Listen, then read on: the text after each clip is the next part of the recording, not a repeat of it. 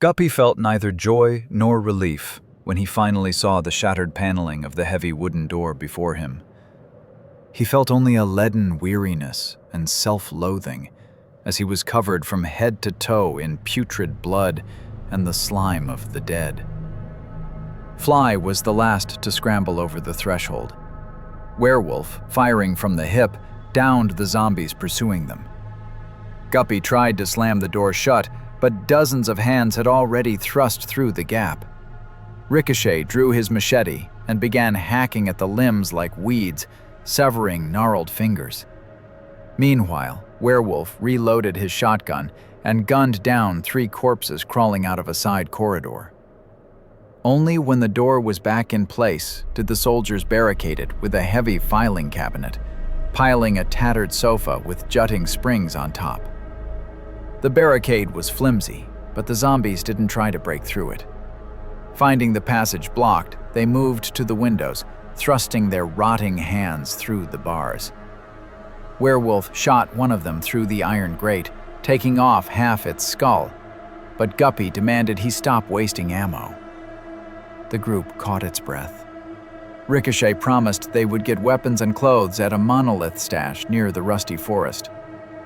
Bill Gates sat on the floor and began methodically stripping and cleaning his sniper rifle, wiping the parts with anti-static. The others waited. Werewolf and Fly argued with the Americans about smoking and NATO Army regulations. Guppy was interested in only one thing: why they had gone into the city when they could have bypassed it. They explained that on one side were impassable marshes, and on the other was sin territory, where certain death awaited them. When Gates finished with the rifle, and Fly noted that it was starting to get light, the squad moved deeper into the building. The corridors had once been luxurious, with oak paneling and parquet floors, but now everything was stripped and ruined. Broken furniture lay scattered in the offices. In one room, by the radiator, sat 2 rotted zombies who couldn't even stand, only and reaching out their hands. Suddenly, a voice spoke from the far corner of the office, from behind a screen constructed of old doors. It declared that if he had become a zombie, he wouldn't understand what was happening. Everyone instantly raised their weapons, but didn't fire. The screen crashed down. On the edge of a desk sat a man in a trench coat with a deep hood concealing his face. Ordered to raise his hands, he raised only his right, claiming his left was hurting. The stranger behaved with provocative calm, asking if they wanted to check him for a pistol, and finally introduced himself as the journalist, a legendary figure, a hero of Stalker myths. The journalist claimed he knew how to get out of the city and pass through the rusty forest. He explained the zombies' strange behavior as the work of the woodpecker radar. According to him, the dead mimic life when the radar operates in a specific mode and would calm down in exactly 32 minutes when the installation shut down for a break. He also criticized the group's plan to use the protective helmet, explaining that the woodpecker usually operated in several bands at once, which would drive the protection haywire. The only chance to pass was to use the rare windows when the radar operated in narrowband mode, and the journalist knew the schedule of these windows. Ricochet tried to argue and suspected a trap, but the stranger hopped off the desk. He turned out to be of enormous stature, taller than the tallest American. He announced that the zombies had calmed down and headed for the exit, shouldering Gates aside. Guppy looked at the dead men quieted by the radiator. They had indeed frozen and ceased reacting. Realizing they had no choice, Guppy followed the journalist. Ricochet ordered the rest to move out. The journalist kept his word and led the squad out of the dead city, masterfully bypassing all the Freedom sniper ambushes. Only once did a shot ring out somewhere in the distance, but the bullet went wide. On the outskirts, however, the stalkers had to open fire twice to drive off packs of blind dogs. Deprived of the support of their alpha, the Chernobyl dog, the beasts didn't dare launch a direct attack, merely barking and snarling from a safe distance. During one skirmish, Werewolf offered his rifle to the unarmed journalist, but the man refused, stating he managed without weapons. This put Guppy on edge. In the zone, only legends like the Swamp Doctor or Semetsky walked around without a piece. The group left the urban ruins behind. Fly constantly checked his detector, logging dangerous anomalies.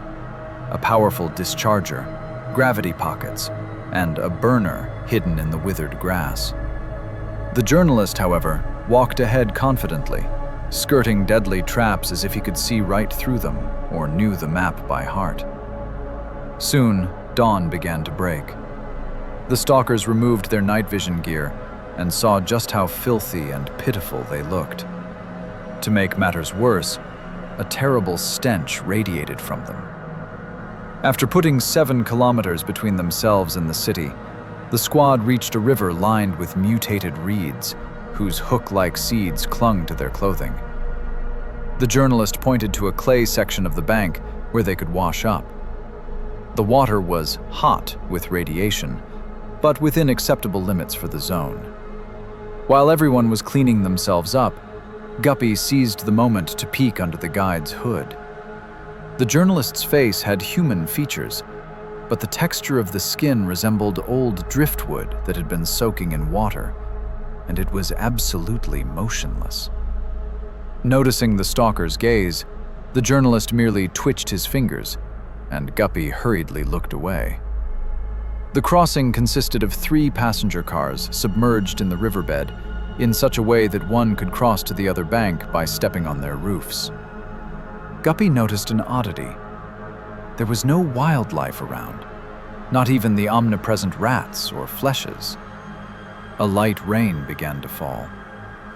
The journalist led the group tirelessly until Werewolf rebelled and demanded a halt for food. The guide agreed to stop only at the edge of the rusty forest, explaining that they couldn't go further due to the operation of the woodpecker psi radar. They had to wait for a window in the emissions.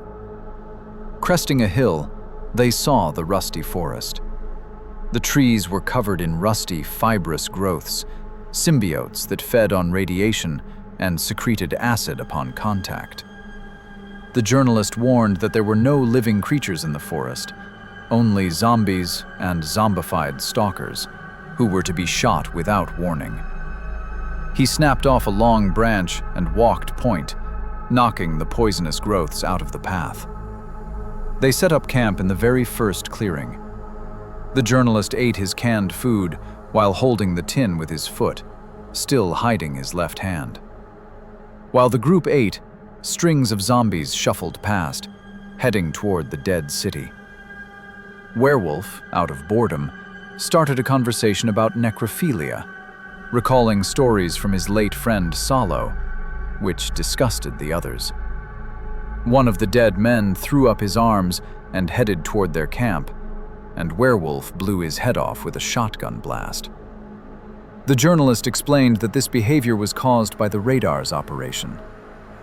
Soon, a man emerged from the forest. Ricochet recognized him as a stalker from his own clan named Guzzler, and joyfully called out to him, giving away the group's position. But Guzzler, zombified by the emissions, silently raised his rifle and unleashed a long burst from the hip. Bullets grazed Ricochet's helmet and body armor. While the Monolith fighter pressed himself into the dirt, screaming hysterically and trying to reason with his former comrade, Guzzler reloaded and continued firing. The American, Gates, put an end to it by coolly shooting the zombie right between the eyes. After the fight, Ricochet began complaining of an unbearable itch in his back. He tried scratching it with a twig, but it didn't help. Guppy forced him to strip. Beneath his body armor and clothes, a gruesome picture was revealed.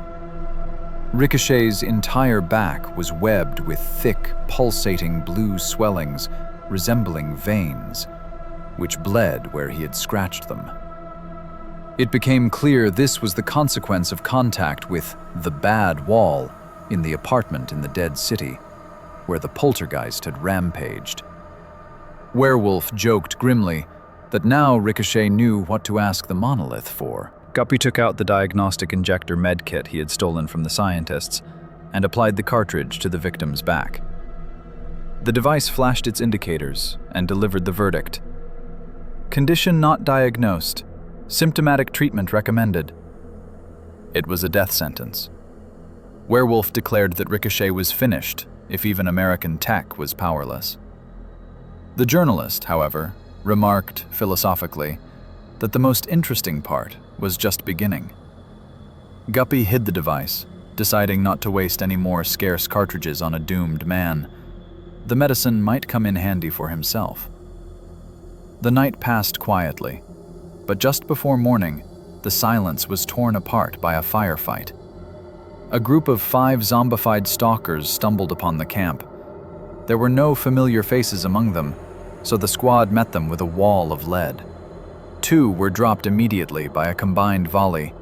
Gates took out 2 more with his sniper rifle, and the last one, likely wounded, crawled into the bushes or fled.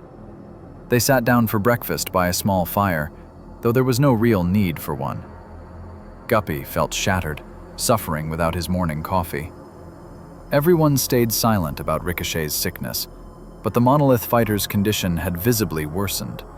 He incessantly scratched his back, chest, and shoulders, and the bluish welts had already crept up his neck and onto his hands. His face had turned a sickly pale. Shrek asked the journalist about the time of the window in the radar's operation. He reported that the shutdown would occur at 1721 and last exactly 18 minutes and 42 seconds. The journalist refused to go himself, stating he wasn't suited for the task.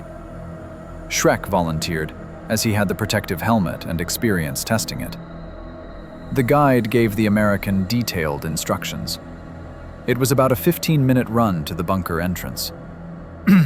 Landmarks: a tree with a broken branch. Turn left 10 meters before reaching it to avoid a burner or a discharger. Next, a tree with a corkscrew trunk. Bypass it on the right. Then jump over the ditch without looking down. After the ditch, a bush wrapped in rusty bast. Turn sharp right there. If you've done it right, the radar antenna will be ahead. On the way to it, skirt a powerful gravity concentrate, a gray, sunken patch of earth.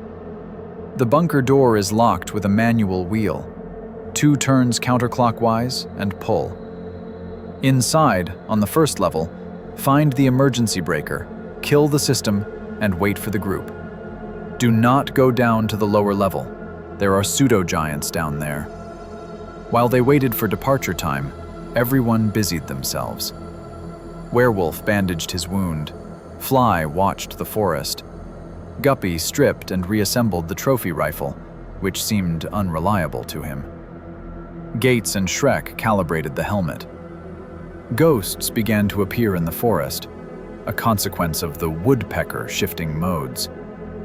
Guppy saw the whitish figure of a girl with a vaguely familiar face and even rushed after her, but the journalist stopped him, explaining it was a hallucination.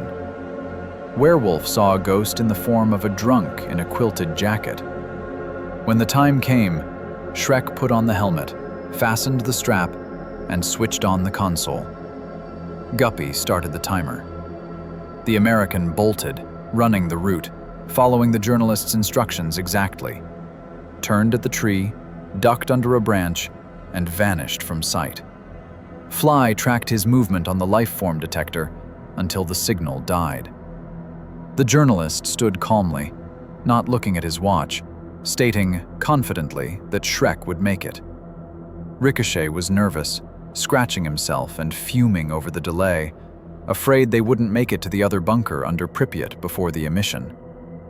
Guppy understood the Monolith fighter sensed death approaching and was pinning all his hopes on the Monolith. The timer counted down. The journalist, without turning around, declared that S.T.A.L.K.E.R had arrived. Immediately, Fly's PDA beeped.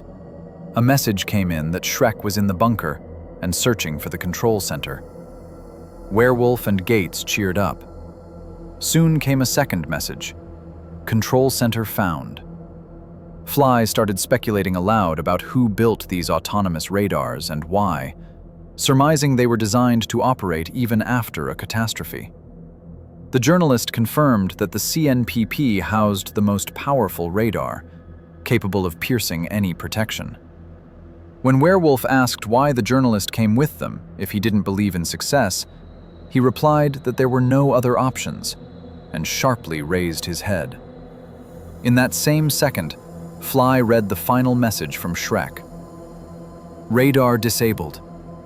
The group entered the bunker through a heavy steel door with a locking wheel, resembling a submarine hatch. Behind it lay a narrow metal staircase leading down into corridors with peeling, dirty blue paint on the walls and eternal fluorescent lamps buzzing under the ceiling. S.T.A.L.K.E.R met the new arrivals with excitement, claiming to have found priceless materials on the O-Consciousness project, to which all three zone radars were related. The journalist harshly cut short his enthusiasm with a question about security. He ordered them to immediately check and block the passages to the lower level, where, according to him, pseudo-giants nested. S.T.A.L.K.E.R and Gates went to execute the order, to lock the doors or install motion sensors in the narrow passages. Leaving their gear, the stalkers proceeded to the control center. Behind sliding glass doors lay a spacious room, furnished in strict military order. Desks without pedestals, flat monitors, membrane keyboards, and laser mice. No papers or personal effects, only tech. On the active screens glowed a logo, the letter O with the inscription "Consciousness" in a circle. Guppy, dreaming of coffee, hopefully asked about a canteen, but the journalist disappointed him, reporting that the kitchen and warehouses were located on the dangerous lower level. Guppy cursed and collapsed into a chair in exhaustion. Fly tended to Ricochet, settling him on the floor on a foil blanket. The Monolith commander's condition was critical. He was pale, shivering with fever, and the bluish, pulsating welts, which had previously been only on his back, had now crawled onto his neck, cheekbones, and hands. Fly injected him with a painkiller from an injector pistol.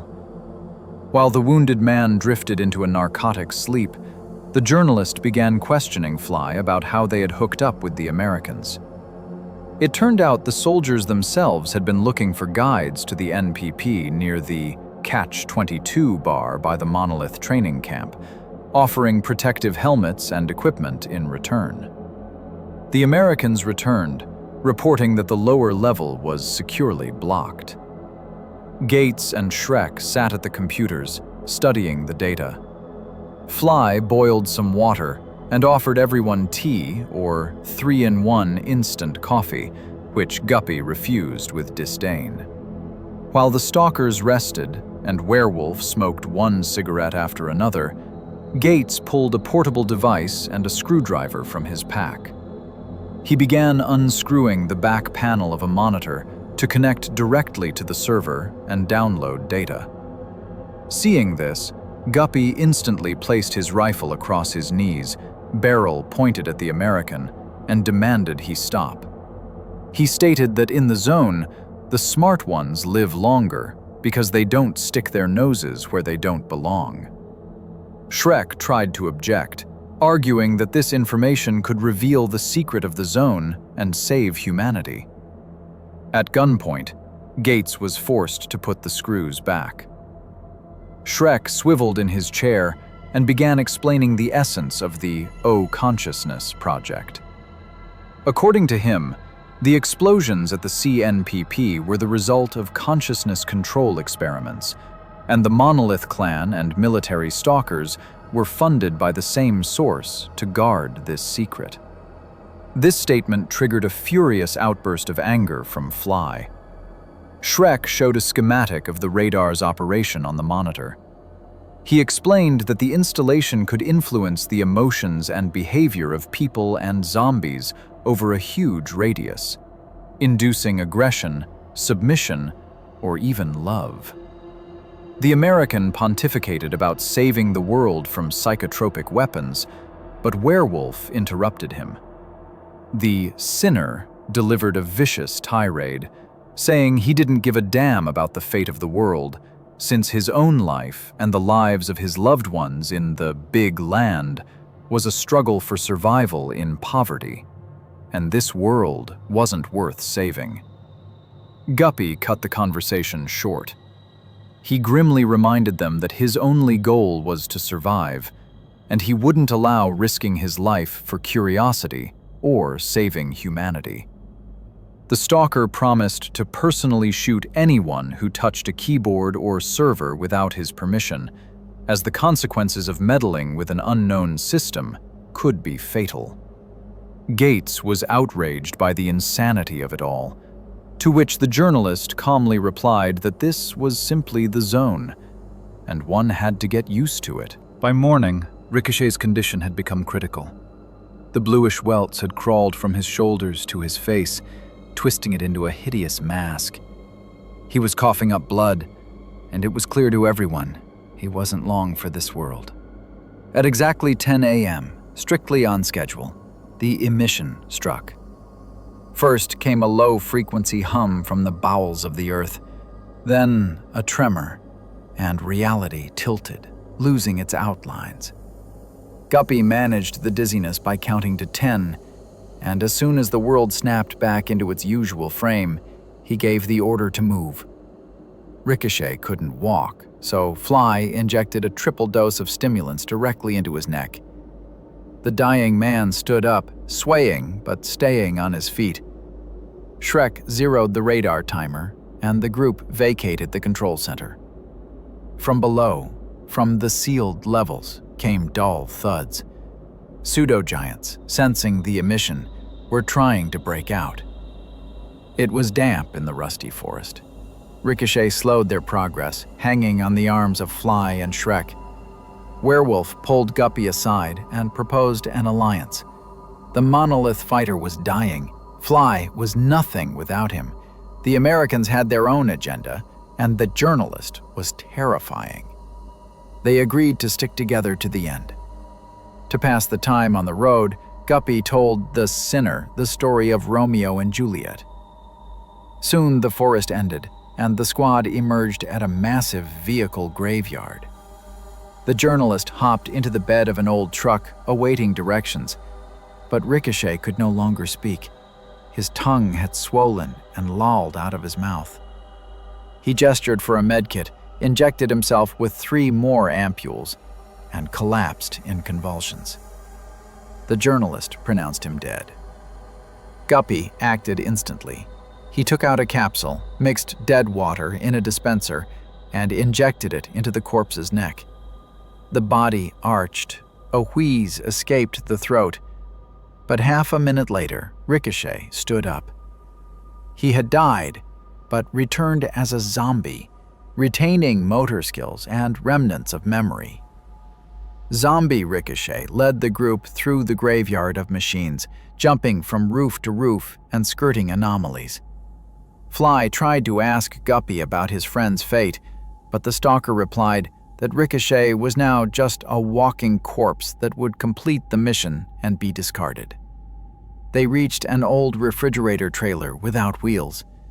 Inside, Ricochet dug through some trash and found a hatch with a smart lock. Despite his decaying brain, the zombie correctly answered the security questions about his mother's maiden name and favorite movie, disabled the cyanide defense system, and opened the passage. The group descended into an underground bunker, a rich Monolith stash. There were racks of weapons, food, and high-class protective suits.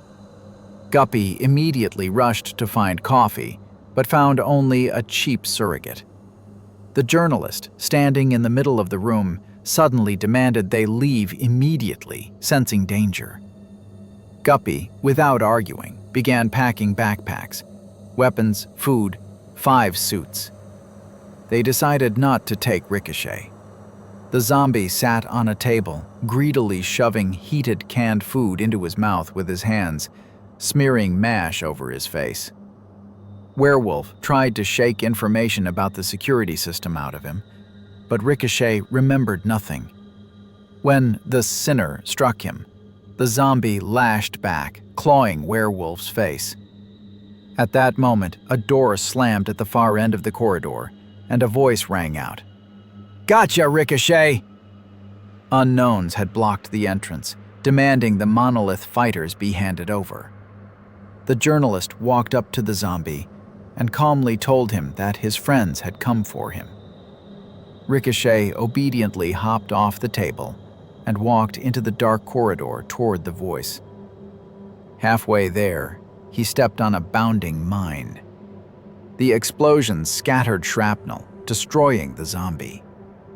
Gates dashed to the second exit, heaved open the heavy door, and immediately fell dead with a bullet in his forehead. Shrek, using his comrade's body as a shield and bait, managed to spot the sniper. He was in a trench 120 meters down the slope, covered by bushes. It was impossible to reach him with a grenade. Guppy found a solution. He took the Dragon's Eye artifact, placed it in the capsule with the residue of the dead water, and handed it to Shrek. The American shook the infernal cocktail and hurled the capsule toward the trench.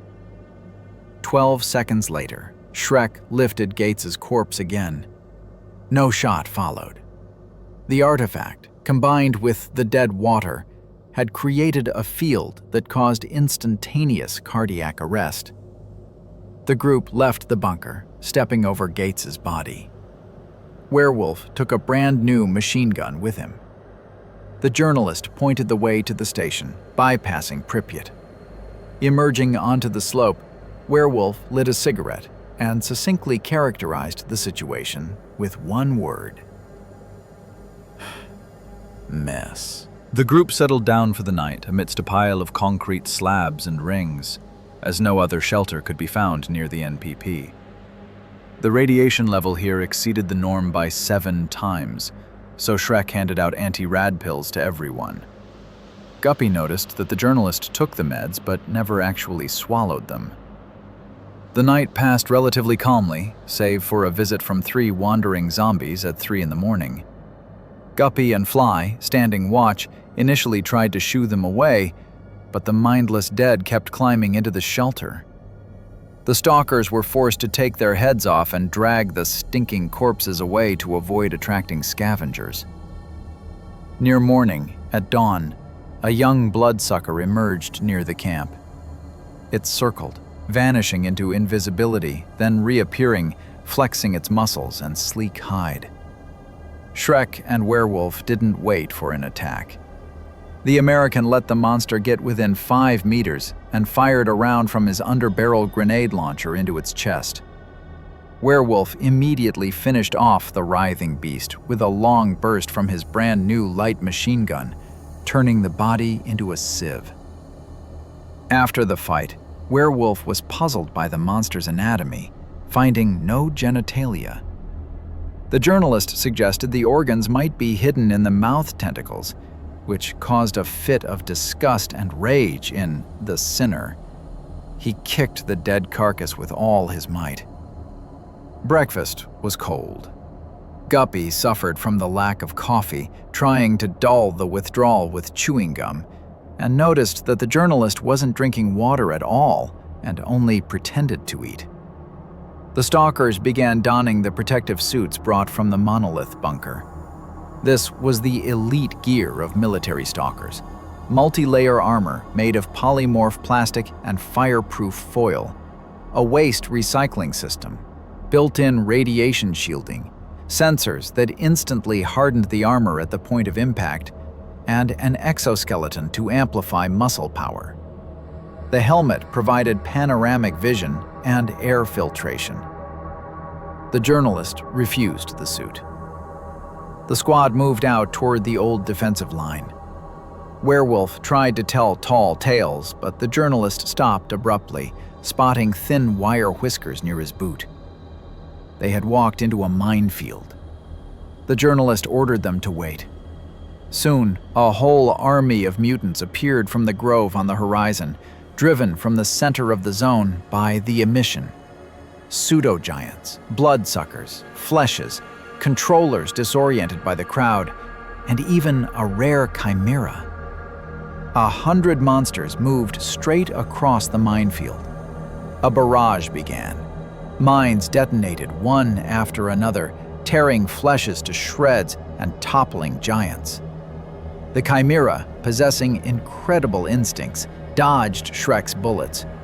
But even the monsters began to understand the danger, trying to walk single file. When the wave of mutants subsided, leaving a path of torn bodies, the journalist gave the command to move out. They forced Fly to go first, as he had detectors, though he lacked a minesweeper. The Monolith fighter walked 20 meters, successfully bypassing 6 mines, but on the 7th, his luck ran out. "Stop!" the journalist yelled. Fly froze. He was standing on a bounding mine. The moment he lifted his foot, the projectile would jump up and explode. Disarming such a mechanism without a sapper was impossible. The journalist didn't stop.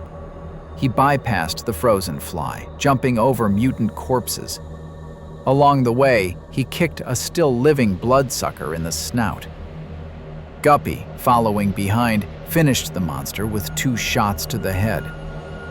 Werewolf and Shrek passed their comrade, dropping a short, "Sorry." The group was leaving Fly as a living dead man in the middle of the field. Maddened by horror and betrayal, Fly screamed, cursing his companions, and opened fire at their backs. The burst hit the retreating men, but the smart armor of the suits withstood the impacts. Werewolf, his face buried in the guts of a torn flesh, rolled onto his back, drew his shotgun, and fired blindly toward Fly. The Monolith fighter flinched, whether from the impact or fear, and stepped off the mine. The bouncing Betty flew up 1.5 meters and turned into a fireball, tearing Fly apart. The group got up and continued on their way. Werewolf admiringly patted himself on the back where the armor had stopped 3 bullets. The journalist merely remarked coldly that against the armor-piercing rounds of military stalkers, these suits wouldn't help. The 4 survivors, Guppy, Shrek, the journalist, and Werewolf, crested the low hill. Before them lay a plain bisected by a small river, and in the distance, the smokestacks of the Chernobyl NPP and the concrete boxes of old defensive fortifications were visible. But the path was barred by a horde of monsters. Dozens of creatures stood between the hill and the entrance to the trenches, not attacking, but waiting, as if certain the humans would walk right into their claws. Werewolf shifted his grip on the brand-new machine gun, and the squad launched a frontal assault, for there was no other way. The Sinner took point, continuously spraying the monsters with lead. The journalist moved right behind him, his task solely to feed fresh ammo belts to the gunner in time. Any delay of a few seconds meant death. Guppy and Shrek covered the flanks, picking off the most aggressive beasts and lobbing grenades from their underbarrel launchers. It was a true meat grinder. Bursts of fire, explosions, magazine changes. Finally, the group slid to the bottom of the trench. Werewolf immediately spun around and cut down a bloodsucker that had lunged after them. Shrek blasted a flying creature out of the air. The group ran through the maze of trenches. The walls were reinforced with concrete beams painted with numbers in ascending order. Near beam 34, Guppy kicked off a dog and slit its throat. At beam 56, the trench turned at a right angle. Werewolf dashed around the corner and ran straight into a fortified machine gun nest.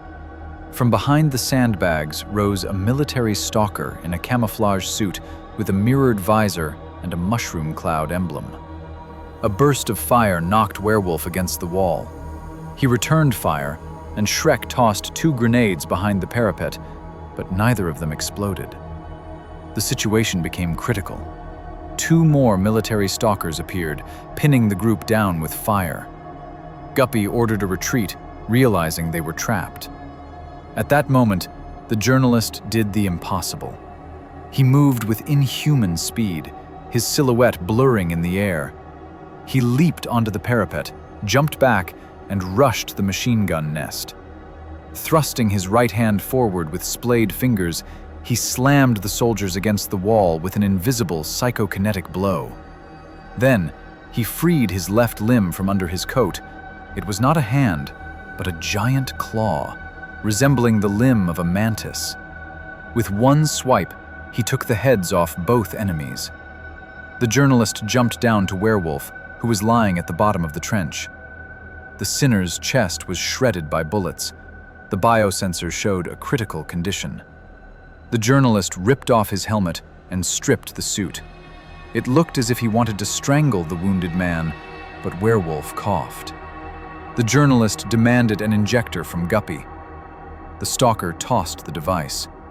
The display suggested euthanasia as the recommended option, but the journalist chose a temporary restoration of functions. Shrek leveled his rifle at the journalist, demanding to know who he was. The man, calling himself simply the journalist, warned that the biosensors of the dead soldiers had already transmitted an alarm, and a platoon was moving their way. Werewolf, dying and coughing up blood, raved that the Monolith would not let him die because it owed him a debt. He tried to point the way. The journalist effortlessly threw the sinner's body over his shoulder and ran on. On the run, Guppy explained to the shocked Shrek that their companion was an Izlom, a fracture, a rare mutant, once human, possessing telepathy and telekinesis, feared by all creatures of the zone. Werewolf began to twitch on the Izlom's shoulder, pointing to a beam numbered 96. He wheezed that here was the entrance to a bunker dug by Buerers to eat corpses, and died without finishing his sentence. The journalist dumped the body by the wall. Shrek aimed his weapon at the mutant again, asking about mind reading, but the journalist silently began dismantling the sandbag wall. Guppy joined him and soon felt a void behind it. They widened the hole. Guppy was the first to crawl into the old abandoned bunker, filled with stench, rags, and gnawed bones. A Buerer lair. The door leading to the communications tunnels had been torn off its hinges. Guppy realized the military had sealed this bunker after the second explosion, but the Buerers had broken in from the outside. Shrek crawled in after him. The journalist dragged Werewolf's corpse inside. When Shrek asked why, the Izlom replied that it was a gift for the Buerers, who loved carrion. The American, furious, wanted to shoot, but the journalist calmly displayed his hideous left claw, making it clear that an attack was pointless. Guppy didn't interfere, sipping a nutrient mix through the tube in his helmet. The journalist demanded Guppy point the way. The stalker focused, recalling the map from the flash drive he had seen in his stash. He reconstructed the route in his memory and nodded confidently. The journalist hoisted Werewolf's corpse onto his shoulder again and invited everyone to descend. Guppy stepped onto the landing, switched on a powerful flashlight, and began descending the steep, narrow stairs into the pitch-black darkness of the shaft. Behind him came the Izlom with the body and Shrek. At the bottom, they found themselves in a concrete room with 3 arched passages and a gutted electrical cabinet. Guppy shone his light and confidently pointed to the left passage.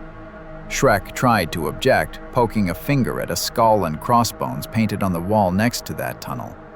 But Guppy merely called him a fool and stepped into the darkness.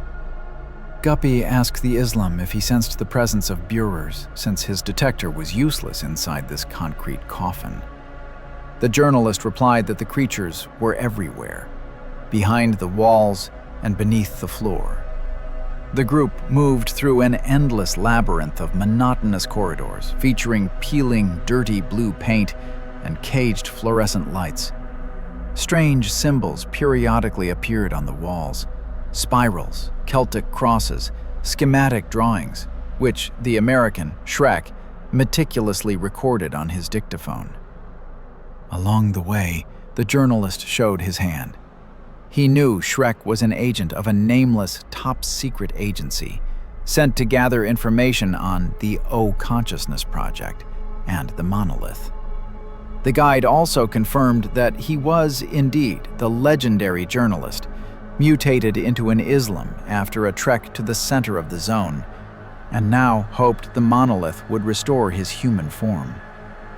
Traces of the dwarves' habitation appeared along the path: rags, droppings, gnawed bones, and tin cans flattened against the walls by telekinetic impacts. The group discussed the nature of the Monolith. The journalist speculated it was either a tool for influencing the noosphere that had opened a gate to hell, or a super-powerful artifact holding open a rift in space. Suddenly, the journalist halted the squad. Ahead, about 100 meters away, at a circular junction of 4 tunnels, a massive crowd of Buerers had gathered. S.T.A.L.K.E.R suggested fragging them with grenades, but Guppy explained that the telekinetics would simply fling the explosives right back. The journalist went to negotiate first. Guppy switched his flashlight to a red filter and saw dozens of whitish eyes. The entire area was packed with dwarves in rags sitting on the floor. The Izlom demonstrated his mutated left limb, resembling a mantis claw, and then brought forward Werewolf's corpse as an offering. The crowd of Buerers silently parted. They didn't walk, but levitated, clearing a path. The journalist walked to the center, shouted something in a guttural language, and threw the sinner's body onto the floor. The dwarves began to converge on the meat. Seizing the chaos of the ensuing feeding frenzy, the journalist gestured for his companions to move toward the left passage along the wall. Guppy went first, fending off curious mutants with the barrel of his rifle. S.T.A.L.K.E.R followed, sidling along the wall. The journalist got bogged down in the crowd, but waved at them, ordering them to leave. At that moment, one of the Buerers attacked Guppy, striking him in the shoulder with an invisible telekinetic hammer and hurling him against the wall. Guppy knew he couldn't shoot, but S.T.A.L.K.E.'s nerves snapped. The American opened fire with his automatic rifle. It was a death sentence. The Buerers easily deflected the bullets, merely scratching one of their kin, but the rest instantly switched their attention to the shooter. Dozens of hands shot upward. S.T.A.L.K.E.R had the rifle ripped from his hands. He drew a pistol, but that too flew from his palm, smashing against the wall. Realizing the agent was done for, Guppy butt-stroked a lunging dwarf and dashed toward the saving passage. The run was short, but the Buerers tried to stop the Stalker. He took a powerful telekinetic blow to the back, then a terrible impact to the chest that blacked out his vision. Only the suit's armor saved him. Otherwise, his ribs would have pierced his heart. Guppy switched his light to full brightness, scattering the nearest beasts, and saw the arched passage rapidly being sealed by brickwork appearing out of thin air. Deciding the wall was either a phantom or an illusion, Guppy rammed it with his shoulder at full speed. The illusion vanished, but behind it lay a real concrete wall. The impact sent the Stalker flying back, rolling across the floor and dropping his light. He scrambled up, snatched his weapon, and looked back. S.T.A.L.K.E.R was beyond saving. The journalist had also disappeared into the mob. Suddenly, in the center of the hall where the mutants were devouring Werewolf's corpse, A blinding, gigantic fireball flared up. The fire instantly incinerated the burrers and blasted outward in all directions. Guppy spun around and sprinted down the corridor, abandoning his light and rifle, fleeing the firestorm. The wave of flame caught him, slammed into his back, lifted him up, and hurled him into the black void of oblivion. Guppy woke up in absolute darkness and silence. He didn't understand where he was and remembered nothing after the impact of the fire wave. Raising his hand with difficulty, he felt the plastic visor of his helmet and realized he was still in his protective suit. He checked the system settings. The sound was on. It was just that total silence reigned around him. A dim patch of light was visible in the distance. Guppy reached out, touched the wall, and suddenly the patch turned into a bright flashlight beam, hitting him in the face. It was the journalist Izlom. He returned the lost flashlight to the Stalker. It turned out there was no hell or fiery abyss.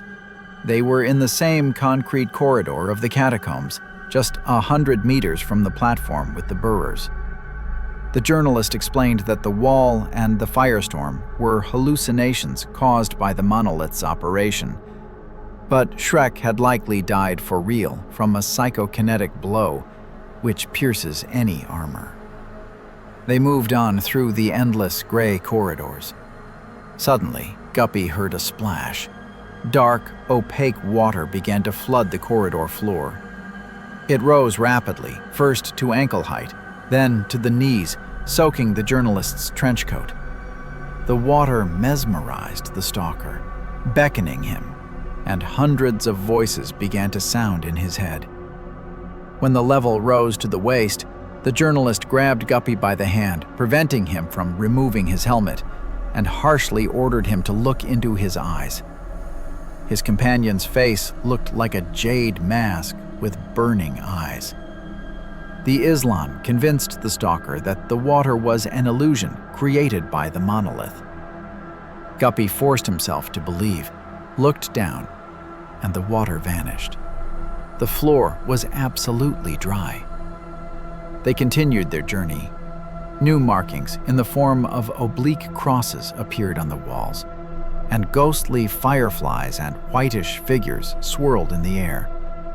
A giant, ghostly boar rushed at them, roaring from the darkness, forcing the travelers to press against the walls, but it passed right through them and dissolved. The journalist admitted that he was suffering from withdrawal and hearing alien thoughts about the fate of humanity. At the next fork, Guppy saw a sign in the shape of an eye on the wall and turned there, climbing a metal ladder to a ceiling hatch. The journalist climbed up first, but couldn't open the rusted lid even with his inhuman strength. Then Guppy sent the Izlom down and climbed up himself. He took a dispenser from his backpack containing a rare artifact substance called rupture, which is harvested near poltergeists. The Stalker thickly smeared the hatch hinges with the opalescent paste. The substance instantly began to destroy the metal, as if cutting it with a hacksaw.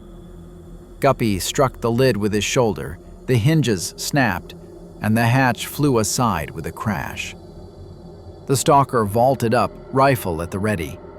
They found themselves in a clean, cool room resembling a computer lab. Air conditioning, racks with equipment, and long tables with monitors. A man's head and hands appeared from behind one monitor. It was an old man with long gray hair, wearing a dirty lab coat over his naked body, barefoot. He introduced himself as the Chief. The old man behaved strangely. His voice changed, sounding now like a duet, now hoarse, his mood swinging from the aggression of a street punk to the benevolence of a Buddha. He stated that there were no guards here, but he controlled the mental entities of people, peers, working with the Monolith behind the wall. Currently, there were 72 of them, but more were needed. The chief claimed that the monolith itself had summoned the heroes here. The journalist entered into a discussion about the nature of the monolith and the possibility of shutting it down, but Guppy interrupted the philosophical disputes by slamming his rifle butt on the table. The Stalker declared that he didn't give a damn about saving the world and just wanted to look at the monolith to get out. The chief, complaining of loneliness and fatigue, agreed to escort them. He stood up heavily, took a gray remote with buttons from the table, which he called the remote for everything, and pointed it at the far door. The door slid smoothly open, revealing a passage into a dimly lit corridor with pink tiles. The chief walked ahead with a shuffling gait. Guppy, following him, asked about the hole where the monsters were crawling from, but the old man replied that there was no hole. To the question about coffee, the chief merely looked at the Stalker as if he were insane. Guppy and the journalist walked down the corridor with pink tiles, trailing the old man who called himself the chief. Guppy noticed that his own shadow was acting strangely, signaling to him and living a life of its own, while the journalist cast no shadow at all. When asked about this, the Izlom replied that he didn't know if he was supposed to have one. Music began to drift through the air, the sound of a sitar and bongos. Guppy ran his finger along the wall, and a glowing, psychedelic trail of acid colors lingered behind his hand. The Stalker voiced his displeasure that, in the center of the zone, instead of aliens or Nazis, they had met a filthy old man with a remote control who looked like an unwashed Einstein. The chief stopped at a blank wall, declaring he wanted to show them the piers. Suddenly, a door with a plaque appeared on the wall. The chief pressed a button on the remote, and harsh, shadowless light flooded the space. They entered a massive hall with no visible walls. The entire space was filled with bunks resembling anatomical tables. On them lay motionless human bodies covered with sheets, from beneath which protruded heels bearing tags. The people's heads were hidden under grid-like cowls, from which cables and hoses stretched to the ceiling. The chief explained that these were the piers ensuring the monolith's operation, and launched into a rambling dissertation on how a half-alive human is mathematically equal to a half-dead one. The journalist interrupted him, demanding to see the monolith. The chief pressed a button, the light died, and the group found themselves back in the corridor. The old man drew a rectangle of a door in the air with his finger, and they stepped inside. The walls and ceiling vanished. The heroes found themselves in a colossal hall bathed in pink light and filled with enchanting music and fragrances. In the center hung a massive black crystal, the monolith. Guppy felt an irresistible urge to dissolve into it. The chief ruined the moment with his creaky voice. The journalist reacted instantly. He thrust his mutated left limb forward, grabbed the old man, and tore him in half, flinging the pieces aside. However, the chief immediately reappeared, whole and unharmed. Guppy raised his rifle and emptied half a magazine into the old man, then, without looking back, tossed a grenade. The explosion roared, but when the smoke cleared, the chief was still standing there. The old man pressed a button on the remote, and the delusion vanished. The group stood in the middle of a filthy room, piled with trash and the corpses of decomposing stalkers. In the center towered a rusty, patched-up unit resembling an autoclave. The chief claimed that this was the true monolith, and the corpses were those who had come here out of curiosity and died happy. Guppy approached the unit and peered into the thick glass of the porthole. Inside, yellow sludge churned, forming before his eyes into Guppy's own mutilated face, biting off its own tongue. Guppy recoiled. The journalist stood with his forehead pressed against the wall. The stalker asked what to do, but the Izlom didn't know. Guppy drew his pistol and shot the chief exactly between the eyes. The bullet blew out a shard of the occiput. The old man fell, convulsing and foaming at the mouth. But a couple of minutes later, he stood up, wiped his face, and wagged a finger, advising them to think next time. He announced the grand finale of the program and pressed the button on the remote again. The surroundings changed. Guppy found himself in a boundless field of flowers under an azure sky. Instead of a sun, a black monolith shone above. The journalist was gone. The chief informed him that the Izlom had received what he wanted, and that everyone had their own hell. The old man led Guppy to a wooden veranda draped in ivy and wild grapes. On the veranda stood wicker chairs, small tables, and a large brazier filled with hot sand. Nearby hung dozens of copper chesves, along with jars of elite coffee varieties, sugar, cream, and spices. The chief asked the stalker's opinion. Guppy replied that it was magnificent and exactly what he had dreamed of. The chief clapped his hands and vanished. Guppy took a chesve, poured in water, added ground coffee, and buried the vessel in the hot sand.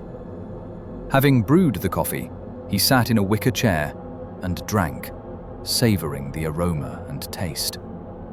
He sifted through the memories of the last few days, trying to understand where reality had ended, and came to the conclusion that reality didn't exist at all.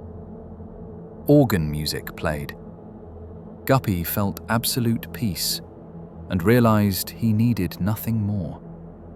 He lowered his hand, picked up his assault rifle from the floor, clicked the safety off, and racked the slide.